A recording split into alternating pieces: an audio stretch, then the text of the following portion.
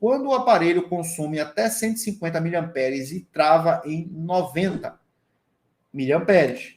Como começo a analisar? Estou com um A22, que seria o A225F, na bancada nesse erro de inicialização. Vamos lá, vamos pegar aqui o esquema elétrico e vamos introduzir isso aqui, né?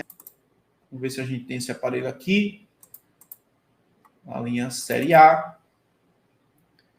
A225 está aqui. Pronto. Aqui a gente não vai ter o esquemático. Então, vou fechar aqui. Vamos só aqui na parte de Rádio Solution, onde a gente tem aqui o mapeamento, certo? Para explicar até melhor com o mapeamento do que com o próprio esquema elétrico, porque vocês vão entenderem melhor sobre a falha. Vamos lá. Ele tem um aparelho, pessoal. Vou abrir aqui na parte de MMC Volts. Vamos lá.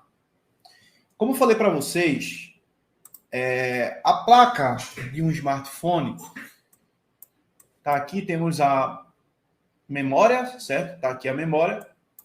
E aqui temos a CPU MediaTek, certo? A MT 6769, certo? CPU aqui. Quando a gente tem uma falha de inicialização, só para dar uma introdução aí para vocês que são leigos, que nunca ouviu falar de falha de inicialização, vou explicar um pouco aqui o porquê qual é a diferença de uma falha de inicialização para uma outra falha, por exemplo. Na placa aqui, a gente tem, por exemplo, esse circuito integrado aqui. Isso aqui é um IFPMIC, certo? Esse circuito aqui, ele é um sub-PMIC, um componente que ajuda o PMIC em algumas funções. A função principal desse componente é fazer com que a placa carregue, certo? E aí eu preciso de uma aula aqui para explicar todas as funções e tudo que o IFPMIC ele faz aqui na placa, ele participa, né, e ele ajuda o Power Manager. Mas, enfim, a função principal dele é carregamento. Se ele der um problema, ele vai afetar a parte de carregamento da placa, certo? A placa vai ligar, vai funcionar, só que não vai haver carregamento, vai ter alguma falha, algum tipo de falha na parte de carregamento ou qualquer outra parte que ele esteja interligado. Às vezes aqui sai tensão para a câmera, às vezes tensão para o flash da câmera, né? Então pode causar esse tipo de falha aí, porém o aparelho vai ligar, né? Não vai carregar, porém vai ligar. Se ele causar um curto-circuito ou uma fuga de corrente, pode ser que ele bloqueie a inicialização, mas não é porque ele é um componente de inicialização. É simplesmente porque a tensão primária passa por ele, e se ele causar um curto-circuito, nenhuma malha primária, a placa não vai ligar, certo? Mas é uma falha primária. Agora, quando eu tenho aqui, por exemplo, vamos supor que eu tenho aqui... Não entendi nada. Só tem essa... é só essa parte aqui. Vamos pegar um outro bloco aqui, por exemplo, do SCD aqui, da parte da frente da placa. Vamos lá.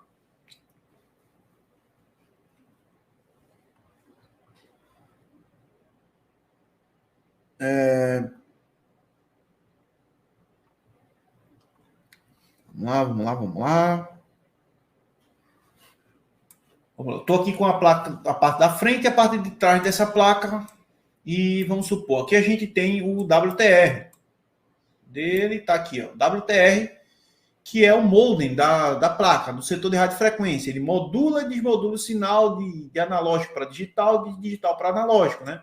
Chega aqui o sinal de antena, passa aqui na antena, entra aqui no componente, passa aqui pelo FEMID, entra aqui, vai para o WTR. No caso seria esse aqui, na verdade, não esse aqui. E esse, não, cadê? Não, esse aqui é o PMIC. Aqui é o WTR, me perdi aqui. Então, esse componente aqui, ele vai pegar o sinal que entra de forma analógica, converte esse sinal para digital e entrega para a CPU, por exemplo. Certo? A CPU, através desse sinal, ela vai começar a extrair dados aqui e a comandar o software e o hardware, certo? Partindo desse ponto, é importante a gente saber que se esse componente aqui, ó, ele danificar, causar uma solda fria, algum problema nele, vamos ter uma falha de rede, uma falha secundária, certo? Aonde a placa vai ligar e vamos ter apenas uma falha de rede. Entendem isso? Então, vários componentes na placa, eles trabalham em determinados setores específicos. Quando eu tenho um setor de rede falhando, algum componente do setor de rede está causando uma falha, certo? Aonde só aquele bloco ele irá parar de funcionar. Da mesma forma, acontece na parte de inicialização. Temos componentes que fazem parte do bootstrap da placa, aonde a placa ela liga. O processo de inicialização da placa depende de alguns componentes responsáveis por isso. Então, quando a gente tem uma falha, por exemplo, na memória, essa placa ela não vai ligar, causando uma falha de inicialização, certo?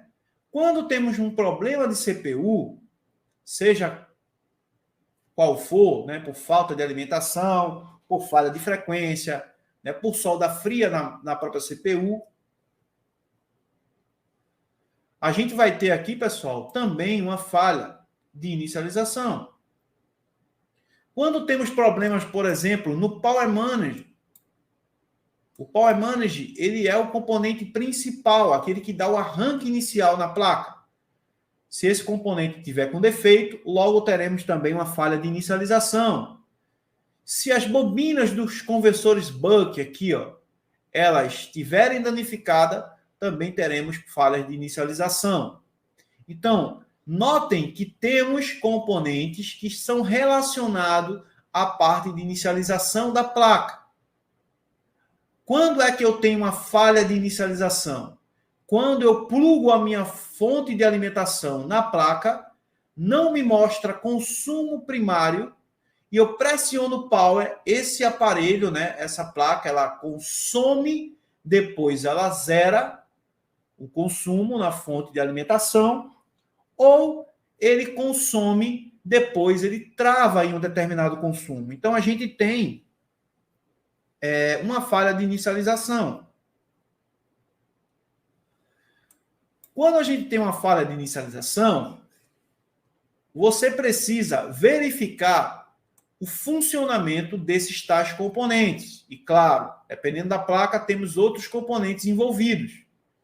Aqui, né, teremos o cristal oscilador, o PMIC, as bobinas dos conversores Buck, memória, CPU. Só que a CPU, para que ela funcione, ela precisa de um processo de comunicação com o Power Manager. Alimentação, comunicação, frequência. A CPU, ela habilita o Power Manager para algumas funções. O Power Manager manda informações para a CPU controla o Power Manager, a CPU controla a memória, ela consegue extrair dados e enviar dados, certo? Então, a CPU ela é o cérebro da placa. Quando temos, por exemplo, uma falha de alimentação para a CPU, eu posso ter uma falha de inicialização. Quando eu tenho uma falta de frequência, eu tenho falha na inicialização. Quando eu tenho um curto-circuito em alguma malha que está vindo para a CPU, eu posso ter uma falha de inicialização. Ou seja, eu posso ter diversas malhas aqui que podem estar corrompidas. E essas malhas estando corrompidas vai causar o sintoma de consome e zera ou consome e trava. Entenderam? O nosso amigo aqui que fez a pergunta, ele está com a placa, né? Só dando algumas dicas aqui. Ele está com a placa onde ele tem um consumo que vai até 150 mAh, depois esse consumo ele trava. Para dar uma dica, um presente aqui para vocês, quando temos, né, um consumo travado, o problema ele vai estar referente à parte de memória. Quando temos um consumo aonde ele bate e depois ele zera, vamos ter uma falha ou por CPU ou por PMIC, certo? Um desses dois componentes estão com alguma falha em alguma malha que não se comunica, que não recebe alimentação, que pode estar com solda fria e, enfim, tem várias coisas aqui que podem estar afetando essa inicialização entre CPU e PMIC. Então, o que temos aí? Nosso amigo ele tem um consumo travado em 90 mA. Se ele for analisar as malhas entre CPU e PMIC, onde a gente ensina todas essas malhas, são várias malhas que precisam ser analisadas, né, entre CPU e PMIC, a gente ensina isso no nosso treinamento. Você deve verificar essas malhas, algumas malhas aí são analógicas, outras malhas são digitais. Você precisa estar verificando essas malhas para saber se tudo entre um e outro aqui está ok. Quando temos um consumo travado, essa comunicação entre CPU e Power Manager, ela está ok. E aí teremos uma falha na parte da memória, podendo também ser por malhas entre CPU e memória, certo? Temos o primeiro processo de inicialização entre CPU e PMIC, depois o segundo processo de inicialização entre CPU e memória.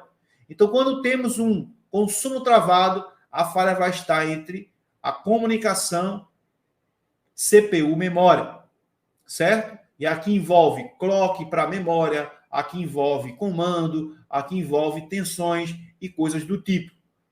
Até algumas alimentações também provenientes do PMIC para a memória. Então, no caso do nosso amigo, ele deve verificar e analisar as malhas entre a CPU e a memória. Verificar as malhas, né, aonde a CPU ela envia alguns dados, ela envia clock e coisa do tipo, certo? Essas malhas estando perfeitas, podemos ter uma falha de solda fria na memória ou uma falha de software, correto? Para que a gente saiba definir isso, o correto seria ter uma box, conectar essa placa via ISP, através de fio, sem precisar extrair essa memória, por exemplo, e tentar fazer uma leitura da memória passando um software via box.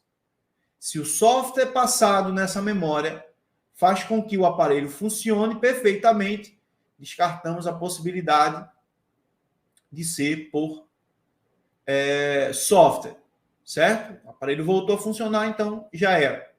Caso não tenha leitura, podemos ter sim uma falha de solda fria, aonde precisamos fazer um rebalem na memória.